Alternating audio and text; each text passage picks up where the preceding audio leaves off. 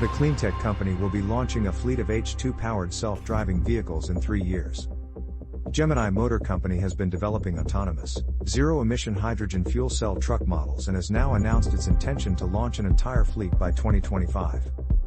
The first prototype vehicle is already being built and is expected to begin testing in 2023. Gemini's first product is called the Robo-Truck. The autonomous fuel cell truck is expected to have a range as high as 1,400 miles.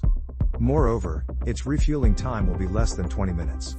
As the vehicle will not require a driver, the Robo-Truck's fleet will be able to continue operating 24 hours per day, every day of the week. This would quadruple the unit's operational efficiency when compared to conventional vehicles driven by humans. Furthermore, the vehicle would no longer require a driver cabin, which would substantially reduce capital costs when production begins at volume, mitigating the additional expense associated with the computing equipment and AV sensors. The combination of L4/L5 autonomy and zero-emission long-range powertrains will transform the future of transportation in ways we can only imagine, said Gemini co-founder and CEO Alex Rafiee.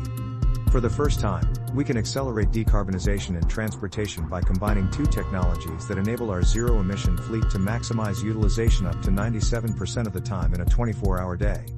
This level of extreme utilization dramatically reduces CO2 emissions, shipping costs, and freight congestion, all at once.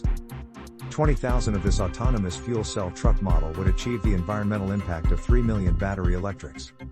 According to Rafiee, by adding 20,000 of the robo-trucks to the roads, the shipping industry would achieve the same environmental impact advantage that it would take 3 million new battery electric passenger vehicles to match on American roads.